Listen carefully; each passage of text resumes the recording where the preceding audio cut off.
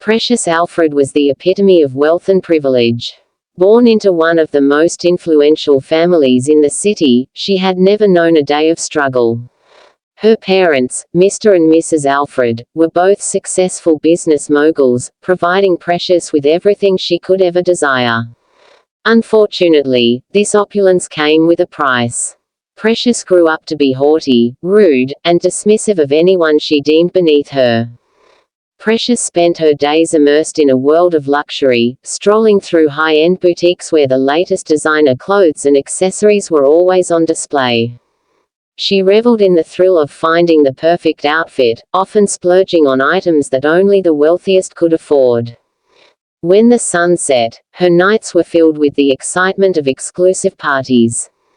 At these gatherings, she mingled with friends who shared her privileged lifestyle, enjoying the finest foods and drinks. Despite her parents' ongoing concerns and warnings about her extravagant behavior, she paid them no mind. To her, life was a grand adventure meant to be savored, and she firmly believed that no one had the right to dictate how she should live it. One evening, after a fierce and heated argument with her father, Precious stormed out of the house, feeling a deep, fiery anger in her chest. Her frustration was overwhelming, and she knew exactly where she wanted to go to escape her emotions.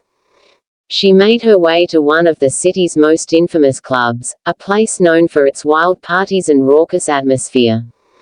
Determined to numb her pain and frustrations, she ordered drink after drink, hoping that alcohol would help her forget the argument and her feelings of resentment.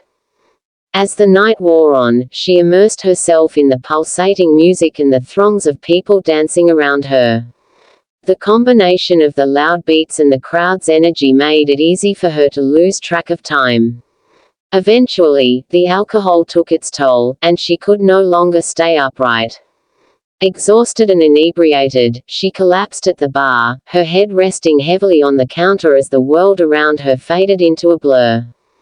By the time Williams, one of the bartenders, finished cleaning up and preparing to leave, the club had become eerily quiet.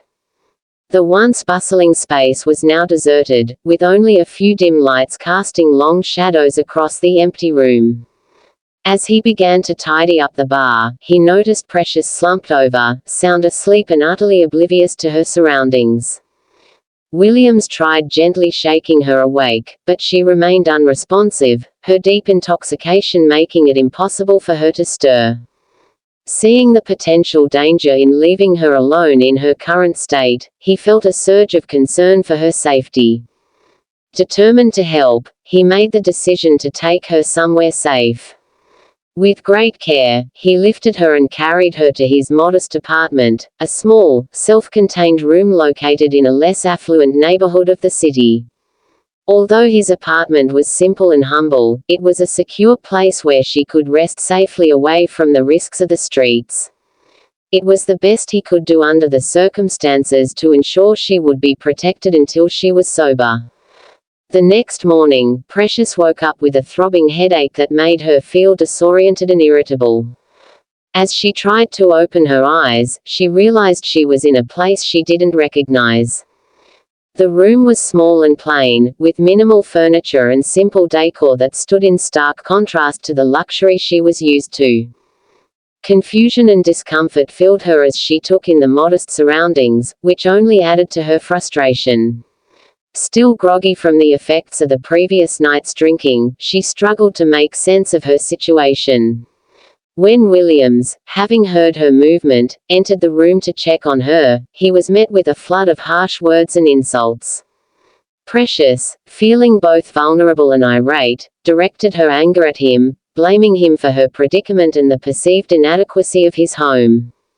"How dare you bring me to this gutter?" Precious screamed, not even pausing to thank him for his help. Williams, taken aback by her ungratefulness, simply shrugged and left her to herself. A few days later, Precious decided to return to the club, still seething with unresolved anger from their previous encounter. As she stepped into the familiar, bustling environment, her eyes quickly found Williams, who was busy behind the bar. Fueled by lingering resentment and frustration, she made her way through the crowd with a determined stride. Without any warning or preamble, she suddenly approached him and delivered a sharp, stinging slap across his face. Her face was contorted with fury as she hissed through clenched teeth, "Don't you ever touch me again." The intensity of her voice and the force of her action left no room for misunderstanding. With that, she spun on her heel and stormed out of the club, her departure as dramatic as her entrance. Williams stood there, shocked and speechless, struggling to process what had just happened. Back home, Precious's wild and irresponsible behavior continued to create tension with her parents.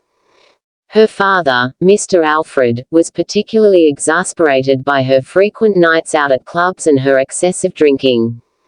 One evening, Precious decided to take advantage of the new car her father had bought her, using it to drive to her favorite club. As the night progressed, she indulged in a considerable amount of alcohol, losing herself in the festivities and completely ignoring the passage of time. When the club finally began to empty and it was time for her to leave, she was so inebriated that she couldn't recall where she had parked the car. She staggered through the parking lot, her disorientation growing as she searched in vain for the vehicle.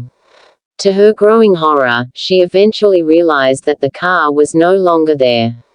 The realization hit her with a wave of panic and dread, knowing she would have to face the consequences of her actions when she got home.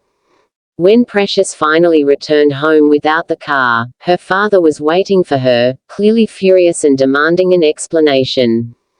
Nervous and shaken, she struggled to find the right words, her mind racing to come up with a plausible story. She stammered, trying to avoid the full force of his anger. However, her father's rage was more intense and terrifying than anything she had ever witnessed. In the heat of the moment, his frustration boiled over, and he blurted out a shocking truth she had never heard before. "You are a useless adopted child. I regret ever bringing you into this family," he yelled, his voice trembling with fury. The words seemed to hang in the air, slicing through the room like a sharp blade.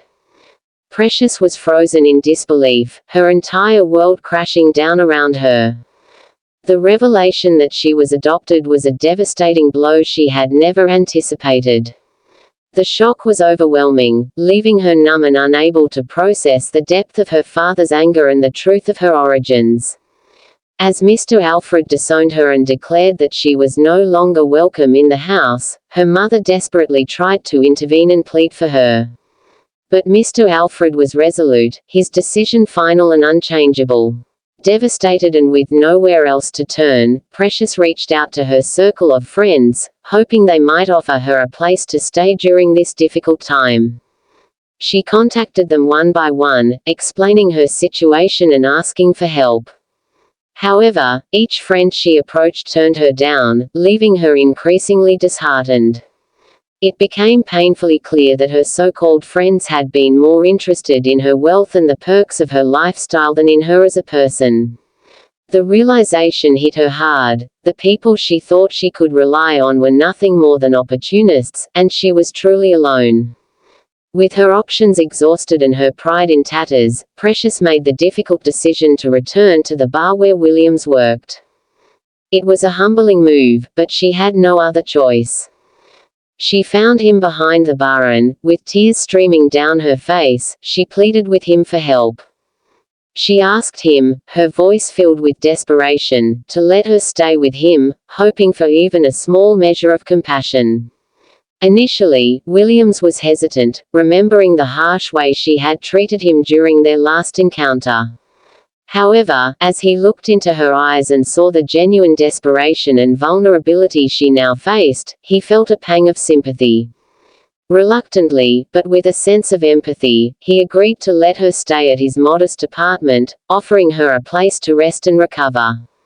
Precious explained everything that had happened and asked if she could stay with him for a while. Although reluctant, Williams agreed. The small, cluttered room and the simple meals were a far cry from what Precious was used to, but she had no choice but to adapt. Life was difficult, but over time, she grew accustomed to her new reality. She even began helping Williams with the household chores and learned how to cook, something she had never done before. As weeks slowly passed and then turned into months, Precious came to a serious realization: she couldn't continue depending on Williams's kindness forever. With this new understanding weighing on her, she felt a strong sense of responsibility growing within her. Realizing it was time to make a change, she knew she needed to find a job. This would not only help with their shared expenses but also allow her to contribute in a meaningful way. Determined to make a fresh start, she began actively searching for job opportunities. After some time, her efforts paid off, and she managed to secure a position that provided her with a reliable income. During this time, the bond between Precious and Williams deepened. Their interactions, once marked by tension, evolved into a genuine friendship built on mutual respect and understanding. As they spent more time together, Precious found herself drawn to Williams's way of life.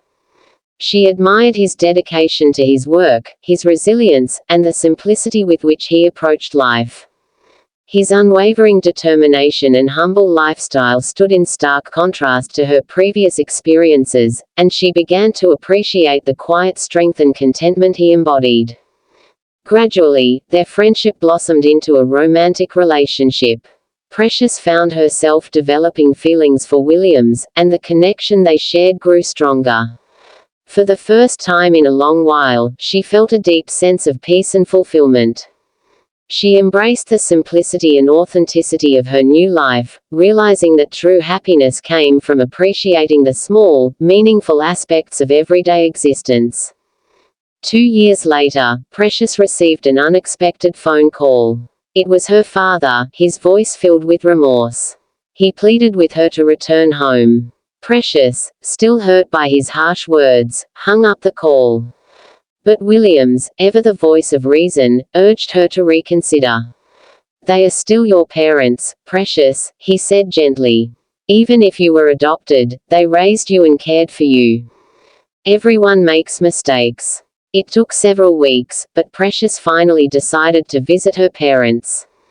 When she arrived, they were overjoyed to see her and were astonished at the transformation in her demeanor.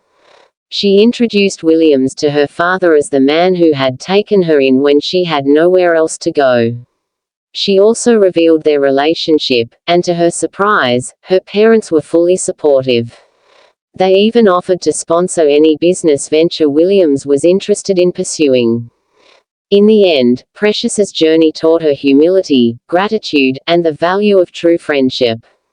She realized that wealth and status meant nothing without the love and support of those who genuinely cared for her.